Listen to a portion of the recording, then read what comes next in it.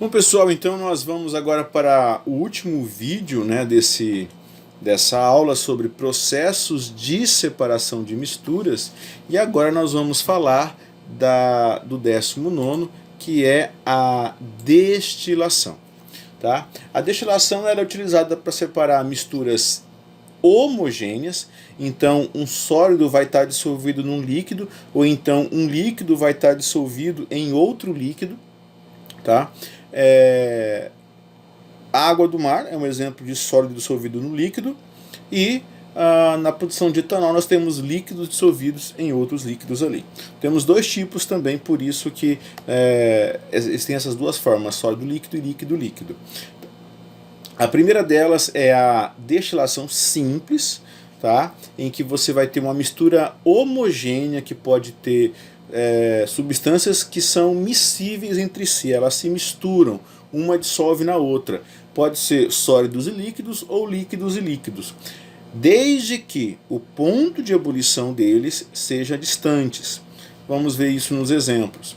Então aqui eu tenho uma mistura de um sal dissolvido na água, e aí o equipamento para fazer a destilação vai ser isso aqui, um bico de Bunsen, que é uma chama, uma fonte de chama para laboratório, tá? Um suporte em que você vai ter uma tela de amianto.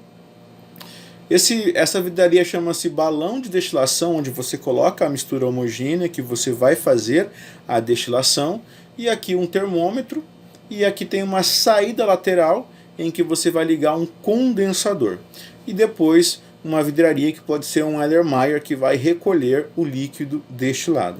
Então o que vai acontecer? Com o aquecimento, imagina que isso aqui é água e um sal que tem essa coloração aqui.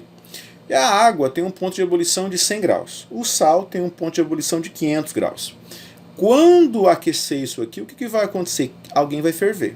Quem que vai ferver primeiro?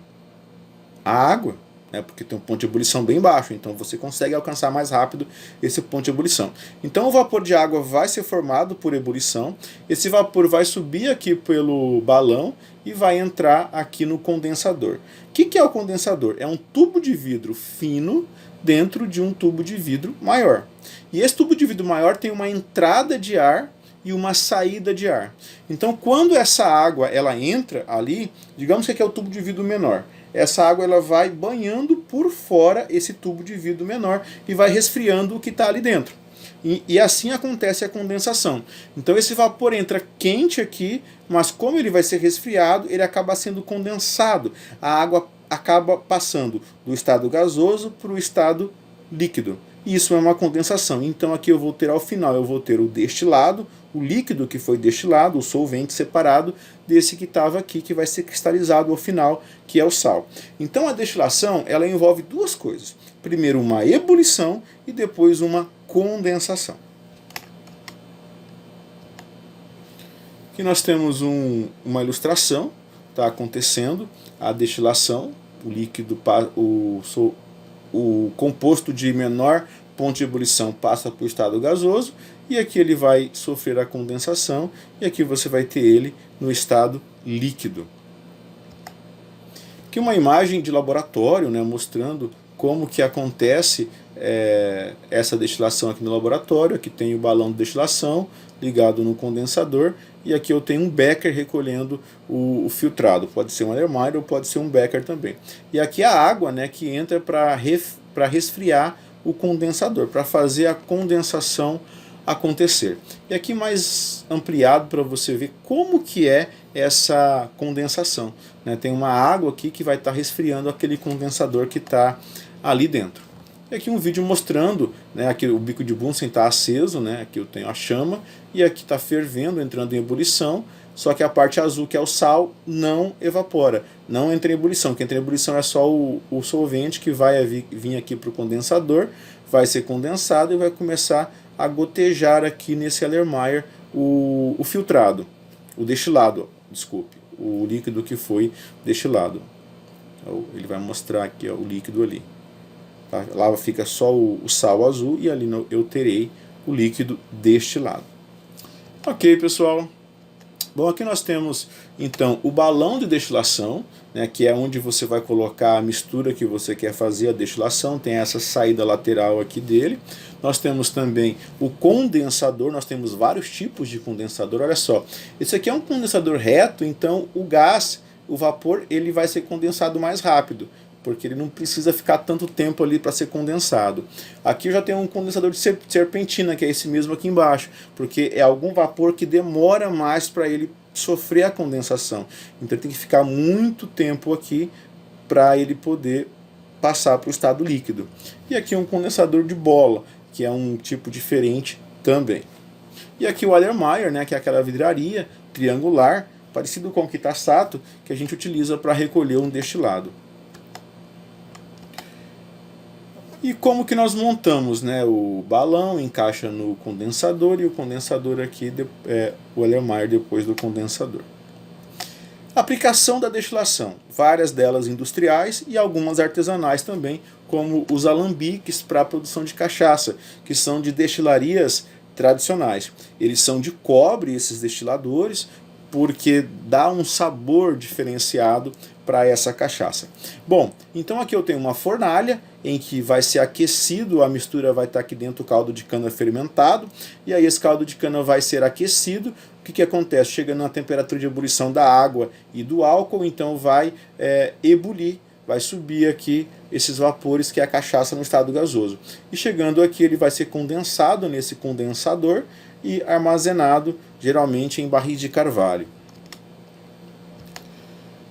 E vamos agora para a destilação fracionada.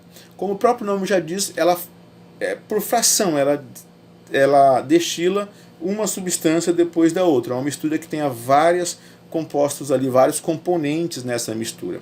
Então, na destilação fracionada, o que diferencia é que você vai ter uma coluna de fracionamento, que é uma coluna também chamada de coluna de destilação.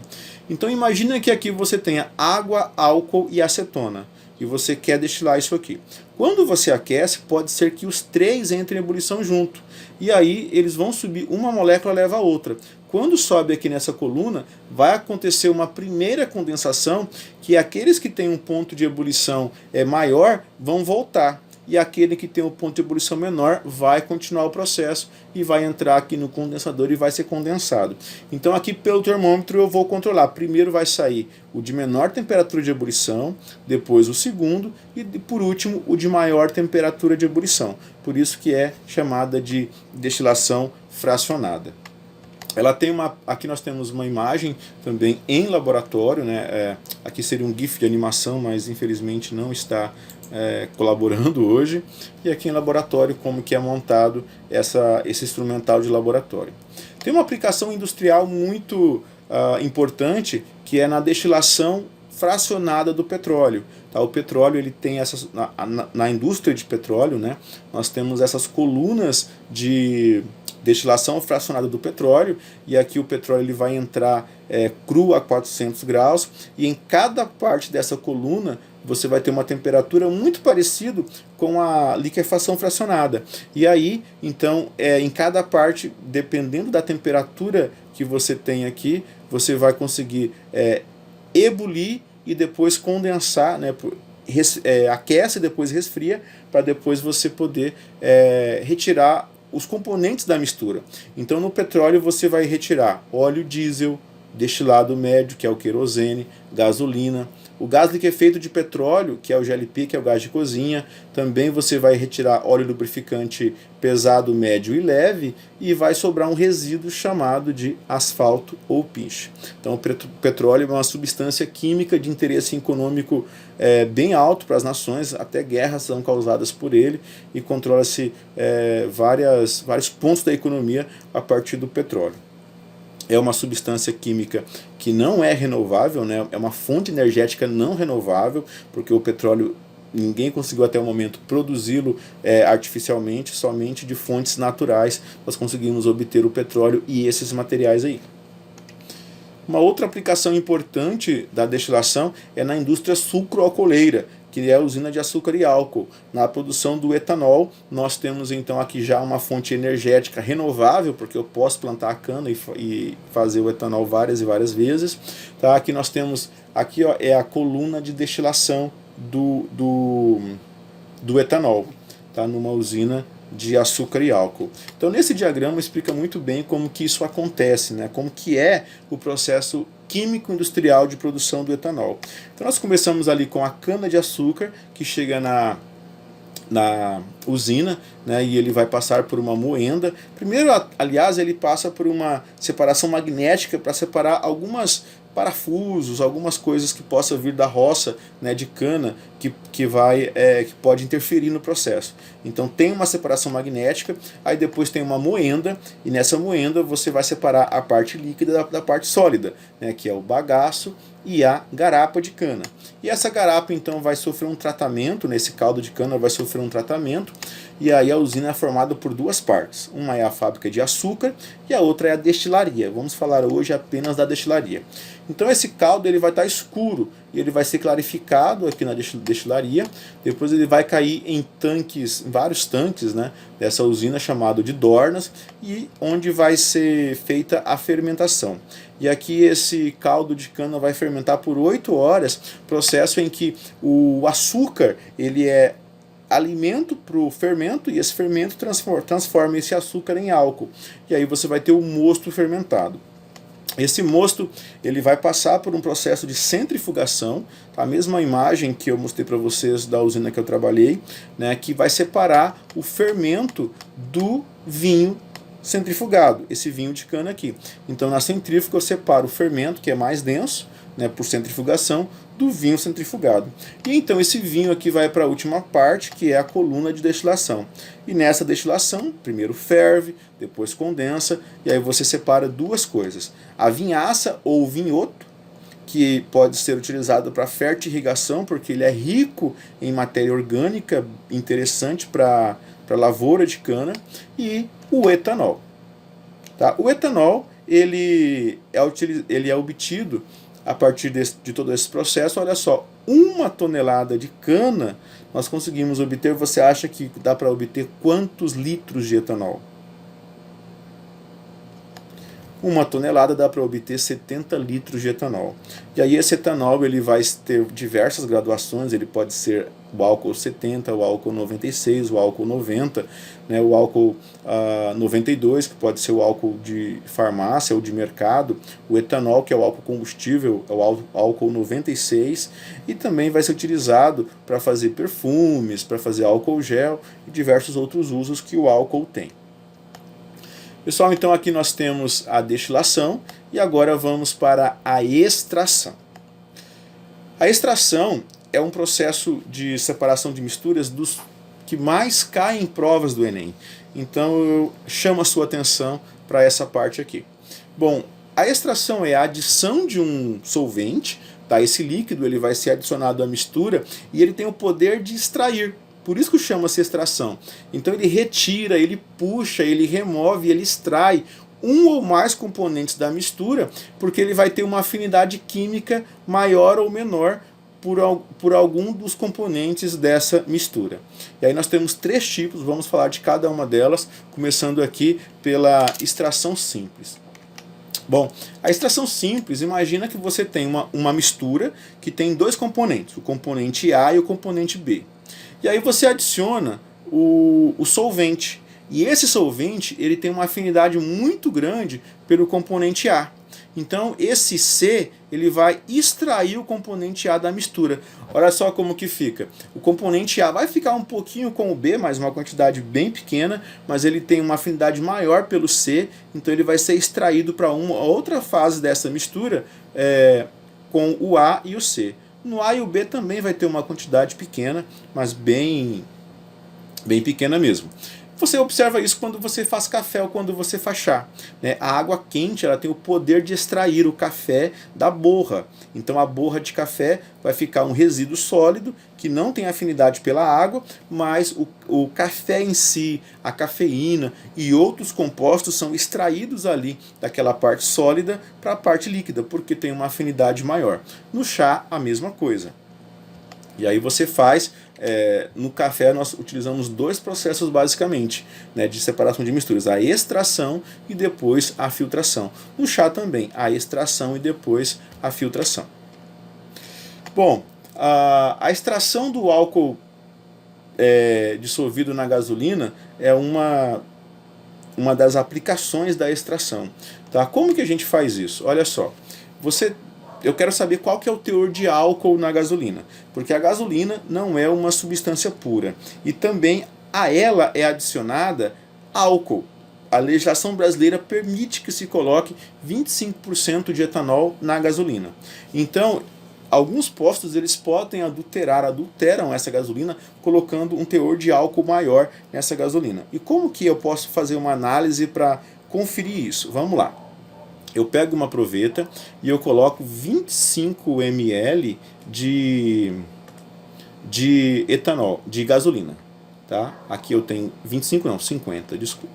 Eu tenho 50 ml de gasolina aqui. E aí depois eu coloco mais 50 ml de água. E aí eu observo que depois que eu agitei essa mistura, aqui eu vou ter uma quantidade menor que 50 ml de gasolina. E aqui eu vou ter uma quantidade maior que 50 ml de água. Por que isso acontece? Exatamente, porque o etanol que estava na gasolina, ele foi extraído pela água. Por quê? O etanol tem uma afinidade maior pela água do que pela gasolina, tá certo? Bom, então o processo é esse daqui, tá? Primeiro você pega uma proveta. Primeiro você pega uma proveta de 100 ml, tá? Aqui é a proveta. Depois você coloca 50 ml da amostra de gasolina nessa proveta. Em seguida, você coloca 50 ml de água na proveta, agita e observa. Então vamos ver aqui qual que é o teor de álcool nessa amostra de gasolina e vamos ver se ela está adulterada ou não. Então eu tinha anteriormente 50 ml de gasolina, que eu sei que não é a gasolina pura, tem um pouquinho de álcool ali. Tá? Então esse 50 ml era 100% da minha amostra. Só que eu sei que depois que eu agitei, olha só, era 50 ml, ficou 34 ml de gasolina. E onde era 50 ml de água, ficou 66. Ou seja, aqui eu tinha 50 ml de água mais 16 ml de álcool. Que foi o álcool que saiu, que foi extraído da gasolina pela água. Por isso que aqui deu, né, 66 ml. Então, qual que é o teor de álcool nessa amostra de gasolina? Se eu tenho 50 ml é 100%, então 16 ml, que é a quantidade, que é o volume de álcool, isso aqui vai dar quanto por cento? Esse aqui é o meu X. E aí nós fazemos uma regra de 3, né? Fazemos uma multiplicação cruzada. Esse 50 multiplica o X e esse 16 aqui multiplica o 100, em que nós teremos 50 vezes x, que é igual a 16 vezes 100. E aqui nós temos x, que é igual a 1.600 dividido por 50. Fazendo aqui em cima, aqui esse valor vai dar, essa divisão vai dar 32%. Ok? Então, essa amostra está adulterada ou não está adulterada? Ela está adulterada, porque as leis brasileiras só permitem que seja colocado 25% de álcool na gasolina. Só que nesse caso, observamos que tem 32%, ou seja, tem 7% a mais do que poderia ter ali nessa amostra. Ok? Bom, pessoal, aqui tem um outro exemplo, só com valores diferentes, mas explica a mesma coisa. Se quiser parar o vídeo para poder fazer o cálculo, eu recomendo. E aqui nós temos uma dica, né, que é uma produção de um repelente caseiro utilizando a extração por álcool, né, quando você pode pegar meio litro de álcool, 10 gramas de cravo da Índia, 100 ml de um óleo aromático do seu que te agrade, né? E aí fazendo essa mistura e depois fazendo uma tamização, sobra um resíduo sólido e o líquido você vai ter aqui então um repelente natural. Porque o álcool ele extrai, por extração ele retira o óleo do cravo da Índia. Ok, pessoal, e aqui nós temos mais um exemplo de extração, que é a extração por arrasto de vapor, uma extração, um tipo de tema que também é recorrente no Enem, tá certo? Ela também é chamada de destilação por arrasto de vapor, e é um processo no qual uma corrente de vapor ele passa por uma matéria-prima, e quando ele passa ele arrasta os óleos essenciais dessa matéria-prima. Então como que acontece? Você pode ter esse esquema aqui no laboratório, né? Um bico de Bunsen vai aquecer a água, essa água vai entrar em ebulição, vai virar o vapor, esse vapor vai seguir por esse caminho aqui e vai chegar num outro balão que vai ter um vegetal ali macerado. Pode ser hortelã, por exemplo, para me extrair o mentol dali. E aí, quando esse vapor de água entrar em contato com essa planta que vai estar aqui, ele vai arrastar, ele vai entrar dentro das células, vai retirar o óleo e aí vai subir o vapor já do óleo junto com o vapor de água. E aí vai entrar num condensador, por isso que também é chamado de destilação por arrasto de vapor. E aqui vai cair a mistura de óleo com o vapor de água, né, com a água, o óleo essencial. Nessa ilustração também é a mesma coisa, tá? Você pode ter, por exemplo, eu quero extrair o óleo de rosas para fazer um perfume. Então aqui eu tenho uma caldeira onde é formado o vapor, esse vapor ele vai passar pelas rosas e quando ele passar ele vai levar consigo esses óleos essenciais, vai entrar num condensador e aqui você vai ter recolhido o óleo essencial e essa água aqui que é chamado de hidrolato, que vai ter um pouquinho de óleo nela ainda. E aqui você tem então uma separação do óleo essencial do hidrolato. O interessante é que para você ter um pouquinho de óleo, você precisa de uma quantidade muito grande das amostras onde você extrai o óleo essencial. Olha só que interessante. Para você ter 1 kg de rosas, você precisa de óleo de rosas, óleo essencial de rosa de verdade, não artificial, mas natural, você precisa de 3.000 quilos de rosa. Para ter 1 litro de óleo de jasmim, você tem que ter 7.000 quilos de pétalas de jasmim. Para ter 2,5 litros de óleo de laranja, você precisa de 1.000 quilos de laranja. Então é um processo quimicamente caro, né, porque gera uma amostra que você precisa de uma matéria-prima em grande quantidade. E aqui nós temos os evaporadores, os extratores em laboratório, né, de um laboratório que faz a extração de óleos essenciais de laranja, de rosas, flor de laranjeira e assim por diante. Bom, pessoal, para finalizar então, nós temos aqui a extração por arrasto de vapor no método chamado de método de Soxhlet. Esse método de extração contínua de óleos essenciais, ele é bom porque ele não precisa utilizar altas temperaturas, você utiliza solventes em baixas temperaturas. Tá? E isso é bom porque você não estraga o óleo. Tá? Se o óleo for aquecido a uma temperatura muito alta, ele pode ser deteriorado e estragar. Aqui nós temos uma ilustração que mostra, né, vários equipamentos de extração de Soxhlet. O que é isso, pessoal? Você vai ter esse extrator aqui, ele é um funil, tá, chamado de extrator de Soxhlet, que vai estar adaptado a um balão de destilação e a um condensador. Então são 3 peças. Tá, o balão de destilação, o extrator e o condensador. Aqui é um adaptador para o condensador. Então aqui você vai ter a amostra. Ela vai estar dentro de um cartucho de papel de filtro. E aí e aqui é o solvente, pode ser acetona, por exemplo. O que vai acontecer? Esse solvente ele vai entrar em ebulição, ele vai subir aqui por esse caminho aqui, porque aqui está fechado, tá? Ele vai subir por aqui e aí ele vai no estado de vapor e aqui ele vai ser condensado. Então chegou aqui, ele volta. Quando ele volta, ele entra em contato com a amostra. Nesse momento ele extrai os óleos essenciais dessa amostra e aí ele vai enchendo até um certo limite. Esse capilarzinho aqui, que é um tubo de vidro bem fininho, nós chamamos de capilar. E aí, enchendo esse capilar, vai criar um vácuo em determinado momento, que ele vai arrastar consigo esses óleos essenciais. E então aqui vem para baixo os óleos essenciais com o solvente. E aí depois, aquecendo de novo, o solvente vai subir. O óleo fica aqui, o solvente vai subir. E aqui eu vou ter só o óleo. E isso repete-se várias vezes até extrair. Por isso que é um processo que ele potencializa a extração desse óleo. Ele consegue extrair mais óleos. E como ele fica continuamente, também é chamado de extração contínua. Creio que nesse vídeo vai ficar mais fácil o entendimento dessa questão.